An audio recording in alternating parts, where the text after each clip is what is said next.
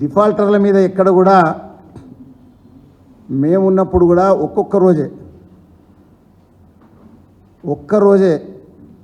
100 కోట్ల రూపాయలు కట్టని వాళ్లకు జైలుకు పంపించడం జరిగింది.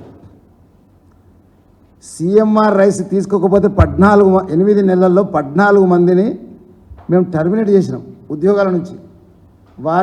వారు కరెక్ట్గా లేరని. ఎక్కడ కూడా సిఎంఆర్ రైస్ను తీసుకోవద్దు అనే ఆలోచన ఉండదు. 100కు 100% సిఎంఆర్ రైస్ తీసుకోవాలి. రైస్ మిల్లర్లకు ఈ కుంభకోణానికి ముడిగలిపి మమ్మల్ని ఏదో నిందేయాలనే ఆలోచన ఉంది. అది కేవలం నిందించడాని కోసమే వాళ్ళు ఏదో మాట్లాడుతుండ్రు. కానీ నేను అడుగుతున్నా, సిఎంఆర్ రైస్ అనేది రికార్డే కదా. ఎవరెంత బాగున్నారు అనేది కితాబే కదా, అది పుస్తకమే. ఈ రైస్ మిల్ అనే ఇంత బాగున్నాడు, ఈ రైస్ మిల్ అనే ఇంత బాగున్నాడు. తప్పనిసరిగా వాళ్ళు వాపసు ఇవ్వాలి. ఇవ్వకపోతే మీరు కేసులు పెట్టాలి. ఇంకా వాళ్ళకి తెలియదు. నేను ఈరోజు ఉత్తమ్ కుమార్ రెడ్డిని ఇక్కడి నుంచి అడుగుతున్నా, ఆర్ఆర్ యాక్ట్ ప్రకారం ఎన్ని ప్రాపర్టీలను సీజ్ చేసినావు? ఒకవేళ దమ్ము ధైర్యం ఉంటే ఈ రాష్ట్రంలో సిఎంఆర్ రైస్ పెండింగ్ ఉన్న వాళ్లకు ఎందుకు ఆర్ఆర్ యాక్ట్ అప్లై చేయవు? ఏం లాలుచి? బాకున్నది మీద కేసు పెట్టుడే ముఖ్యం కాదు.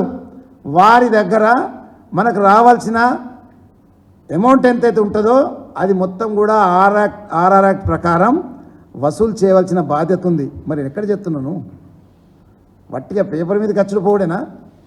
ఆర్ఆర్ యాక్ట్ అప్లై చేయండి. అందరు కలెక్టర్లకు చెప్పండి, ఆల్ జిల్లా కలెక్టర్లకు చెప్పండి. ఎవరెవరైతే బాగున్నారో వాళ్ళందరి మీద ఆ యాక్ట్ ప్రకారం వసూలు చేయాలి. ఒక్క ఉత్తరం రాయాలి. ఇప్పటిదాకా కూడా ఒక్క ఉత్తరం రాయాలి ఈ యాక్ట్ని అప్లై చేయమని. ఈయనే మాట్లాడతారు. మరి ఈరోజు నిన్ను చెప్పాలి ప్రెస్ మీట్లో ఆయన, ఇక మేము ఇంత సిఎంఆర్ను రైస్ను మేము పెండింగ్ ఉన్న వాళ్ళపై ఇన్ని చర్యలు తీసుకున్నాం. వాళ్ళు కేసు పెట్టుడు కాదు ముఖ్యం, వాళ్ళ దగ్గర రికవరీ ముఖ్యం. కార్పొరేషన్ కావాల్సింది రికవరీ ఏ రకంగా చేసినావు? కేసు పెట్టి వాడిని వదిలేస్తే వానితోటి మీరు లాలు చేయనట్టే, మీరు పక్కా లాలు చేయనట్టే. కేసు పెట్టుడు అనేది కాదు. బాధ్యత కార్పొరేషన్ ఏంటంటే ఒక మంత్రిగా ఆయన తీసుకోవాల్సిన చర్యలు ఏంటంటే ఆర్ఆర్ యాక్ట్ అప్లై చేయాలి, ప్రాపర్టీని ఆక్షన్ పెట్టాలి. This is called the procedure. ఆయన పాపం ఏం మాట్లాడినా నాకు తెలియదు. నేను నిజంగా కూడా ఆయన చూస్తే బాధ అనిపిస్తుంది ఉత్తమ్ కుమార్ రెడ్డి గారికి. సబ్జెక్ట్ ఒకటి ఉంటే ఒకటి మాట్లాడుతుండు. నిన్న సబ్జెక్టు డైవర్ట్ చేసేందుకు శ్రీధర్ బాబు గారిని తీసుకొచ్చుకొని ఏదో ఒక ఎలక్ట్రికల్ దిక్కు మాట్లాడు, కరెంట్ దిక్కు మాట్లాడు, ఇంకో దిక్కు మాట్లాడు. ఇది సబ్జెక్ట్ ఇన్ని రోజులకెళ్ళి 15 రోజులకెళ్ళి ఈ చర్చ జరుగుతుంది. స్పష్టంగా గౌరవ మంత్రివర్యులు కేటీఆర్ గారు, మాజీ మంత్రి కేటీఆర్ గారు చక్కగా చెప్పారు. ఏంది ఇక మా నిర్దిష్ట ఆరోపణ ఉంది, దానిపై సమాధానం చెప్పాలి. అవి కాకుండా ఎటో తీసుకెళ్ళిపోతున్నారు. ఎందుకంటే ఈ ఇష్యూను డైవర్ట్ చేయాలి, ఈ ఇష్యూను పక్కదారి పోవాలి, ఈ ఇష్యూలకెళ్ళి ఏ రకంగా తప్పించుకోవాలి వాళ్ళకి తోదొరుకుతలేదు, వాళ్ళ దగ్గర సమాధానం లేదు.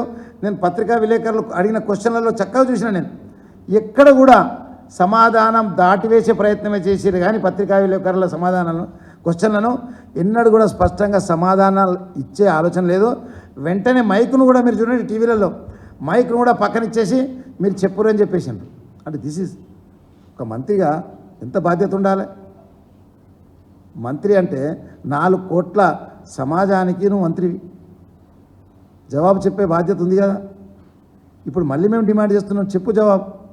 రేపు పొద్దున ప్రెస్ మీట్ పెట్టి చెప్పు, టెండర్ అనేది పెట్టలేదాను. నేను ఇంకా బియ్యం గింజను టెండర్ గురించి అడుగుతూనే బియ్యం అంటున్నాను. బియ్యం తీసుకోలేదు. ఎందుకు తీసుకోలేదంటే నీపై నిందలు వచ్చినాయి, నీపై ఆరోపణలు పెట్టినాం, ఈ మొత్తాన్ని బయటికి తీసినాం కాబట్టి నువ్వు బియ్యం తీసుకోలేదు. లేకపోతే ఇప్పుడు కథం చెప్తుంటాయి, మేము కొనపోతున్నాం అంటుంటే. మేము చెప్పిన ఆరోపణలు సమాధానం చెప్పండి. Thank you sir.